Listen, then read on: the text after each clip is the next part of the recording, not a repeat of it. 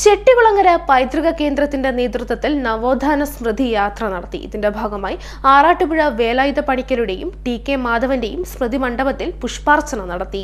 മാനവിക പൈതൃകം പുതുതലമുറയ്ക്ക് എന്ന ആശയവുമായി ചെട്ടികുളങ്ങര കേന്ദ്രീകരിച്ച് പ്രവർത്തിക്കുന്ന ചെട്ടികുളങ്ങര പൈതൃക കേന്ദ്രത്തിന്റെ നേതൃത്വത്തിൽ നവോത്ഥാന സ്മൃതി യാത്ര സംഘടിപ്പിച്ചു.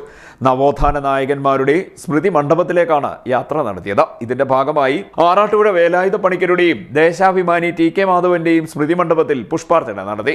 ആറാട്ടുപുഴ വേലായുധ പണിക്കരുടെ സ്മൃതി മണ്ഡപത്തിൽ ആലപ്പുഴ ജില്ലാ പഞ്ചായത്ത് അംഗം ജോൺ തോമസും ചെട്ടികുളങ്ങരയിലെ ദേശാഭിമാനി ടി.കെ. മാധവന്റെ സ്മൃതി മണ്ഡപത്തിൽ Alleppey cooperative spinning mill chairman A. മഹേന്ദ്രനും പുഷ്പാർച്ചന നടത്തി. നവോത്ഥാന സ്മൃതി ഉദ്ഘാടനം നിർവഹിച്ചു. ഇന്നലകളെ ഓർക്കുന്നത് നല്ലതാണ്.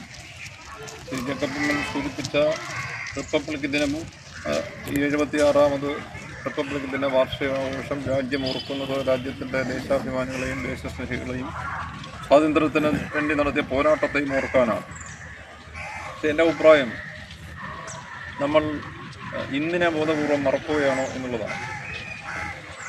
ഇന്ന് ഇതിനെക്കുറിച്ച് ചിന്തിക്കാതെ ഇന്ന് എന്തായിരിക്കും എന്നാലോചിക്കാതെ നമുക്ക് നാളെയിലേക്ക് കടക്കാൻ കഴിയില്ല.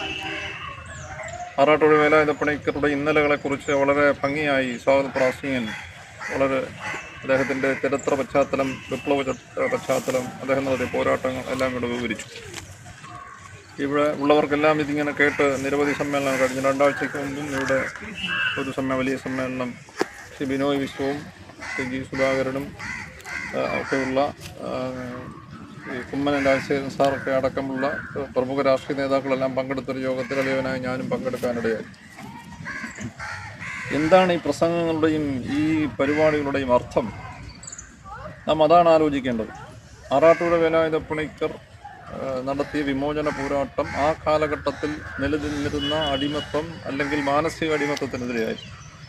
ഇന്ന് നമ്മളിൽ നിൽക്കുന്ന മാനസിക അടിമത്തത്തിനെതിരെ ആരാണ് പോരാടുന്നത്? എനിക്ക് ഇന്നലെ ഒരു വാട്സാപ്പ് സന്ദേശം ഞാൻ കണ്ടു.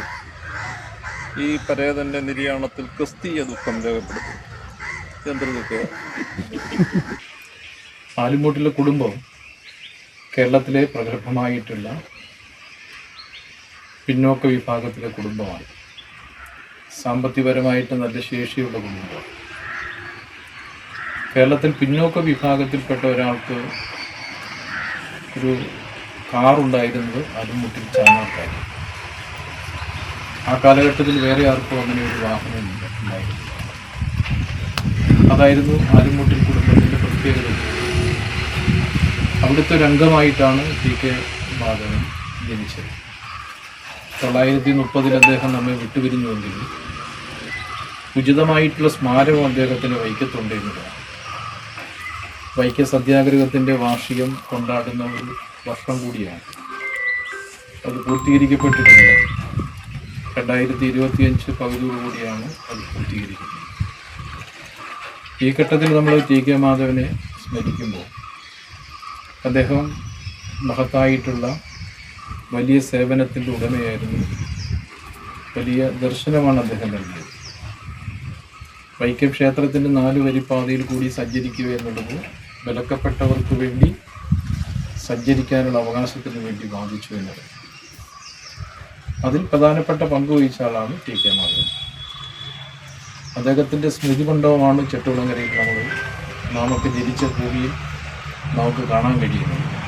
സ്മൃതി മണ്ഡപങ്ങളിൽ നടന്ന യോഗങ്ങളിൽ ചെട്ടികുളങ്ങര പൈതൃക കേന്ദ്രം ചെയർമാൻ ജേക്കബ് ഉമ്മൻ അധ്യക്ഷനായി. സാഹിത്യകാരൻ ഡോക്ടർ പ്രവീൺ ഇറവങ്കര മുഖ്യാതിഥിയായി പങ്കെടുത്തു. മംഗലം ക്ഷേത്രം പ്രസിഡന്റ് രാമചന്ദ്രൻ, എസ്. ശശി, രാജൻ ചെങ്കിളിൽ, രാജേഷ് ഉണ്ണിച്ചേത്ത്, ഡോക്ടർ മധുസൂദനൻ, അനിൽ പ്രസാദ്, പ്രണവം ശ്രീകുമാർ, സുരേഷ് കുമാർ, ഉണ്ണികൃഷ്ണപിള്ള എന്നിവർ സംസാരിച്ചു. CD net news, Mavelikkara.